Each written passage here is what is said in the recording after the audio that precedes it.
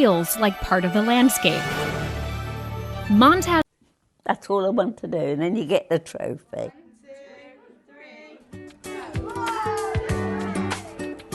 It is the enablement that is actually the linchpin which allows the development of the individuals supported by the staff. And that's why there's so many things where...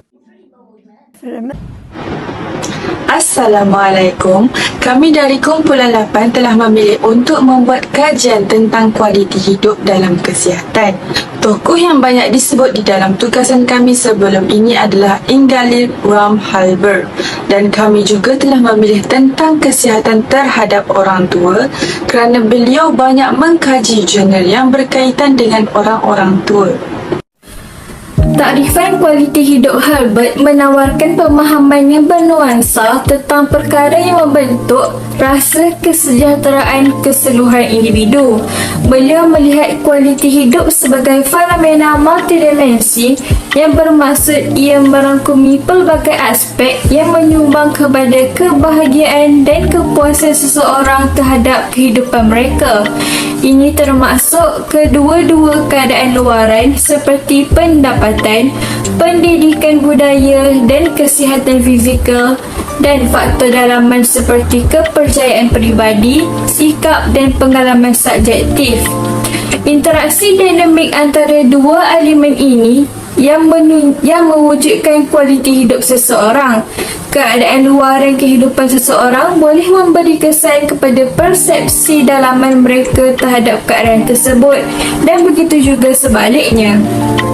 Sebagai contoh, pendapatan seseorang mungkin menjejaskan keupayaan mereka untuk mengakses penjagaan kesihatan dan sumber yang lain, yang seterusnya memberi kesan kepada kesihatan keseluruhan dan rasa kesejahteraan mereka. Sebaliknya, sikap dan kepercayaan seseorang boleh memberi kesan kepada cara mereka melihat dan bertindak malas terhadap keadaan kehidupan mereka, seperti cara mereka menghadapi tekanan atau kesukaran.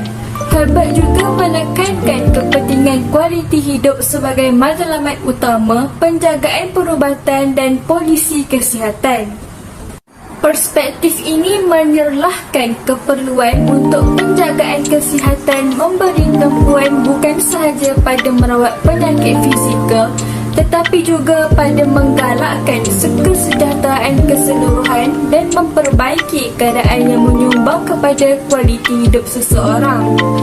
Dengan mempertimbangkan semua elemen berbeza yang berbentuk kualiti hidup, profesional perubatan dan penggubal dasar boleh membangunkan strategi yang lebih holistik dan berkesan untuk meningkatkan hasil kesihatan dan menyokong kesejahteraan individu. Menurut Halbert 2005, teori kualiti hidup berkaitan kesihatan adalah berdasarkan perspektif pelbagai dimensi kesihatan sebagai fungsi fizikal, psikologi dan sosial serta kesejahteraan. Kualiti hidup berkaitan kesihatan dikatakan sebagai gambaran global kesihatan dan kesejahteraan dari perspektif seseorang individu tertentu.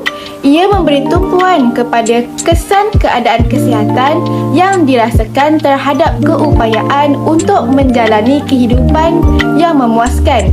Oleh itu, pada hakikatnya kualiti hidup adalah bersifat subjektif kerana ia bergantung kepada pemikiran individu yang merasainya. Menurut Halbert, pada tahun 2005, dia mengkaji bahawa kualiti hidup menggambarkan bahawa kualiti hidup mungkin merangkumi beberapa dimensi. Salah satu dimensi tersebut ialah kesihatan, dan mungkin perubahan fisiologi penuaan menunjukkan perubahan pengalaman kualiti hidup atau nilai kehidupan. Kualiti hidup mungkin merangkumi beberapa dimensi. Salah satunya dimensi tersebut ialah kesihatan, dan mungkin perubahan fisiologi penuaan menunjukkan perubahan pengalaman kualiti hidup atau nilai kehidupan. Menurut Albert, pada tahun 2005, keputusan menunjukkan perkaitan yang signifikan antara kesunyian dan rangkaian sosial yang lemah mempengaruhi kualiti hidup terhadap kesihatan mental. Kualiti hidup adalah penting bagi mereka yang bekerja dengan orang yang lebih tua kerana ia menunjukkan kepentingan membantu mereka mengekalkan atau mencipta rangkaian sosial dan juga mengurangkan pengalaman mereka.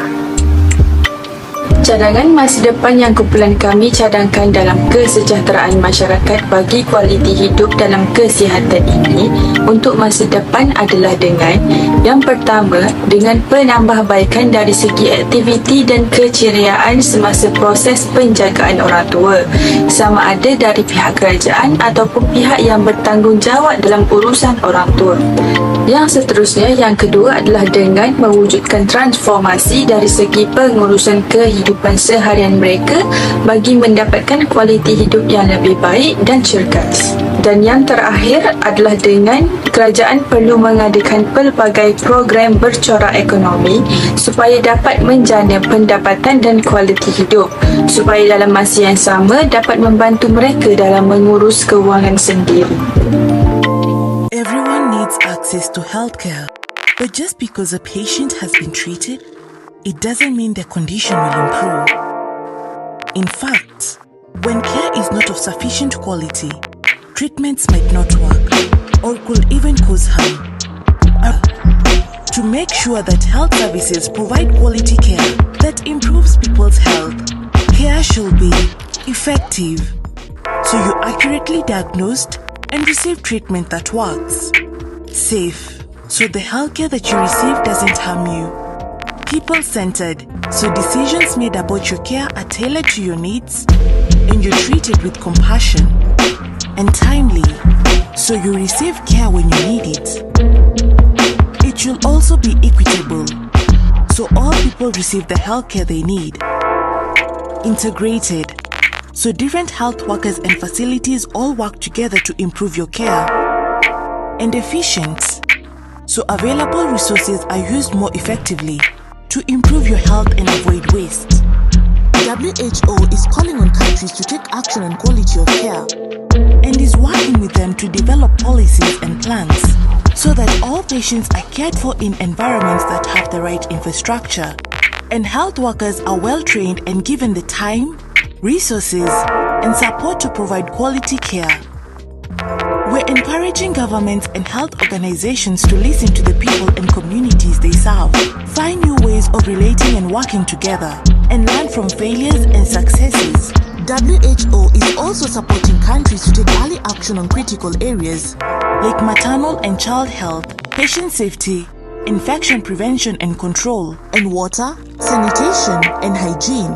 While action on quality is needed around the world, we also have a particular focus on fragile and conflict-affected settings, where the need for healthcare improvement is often at.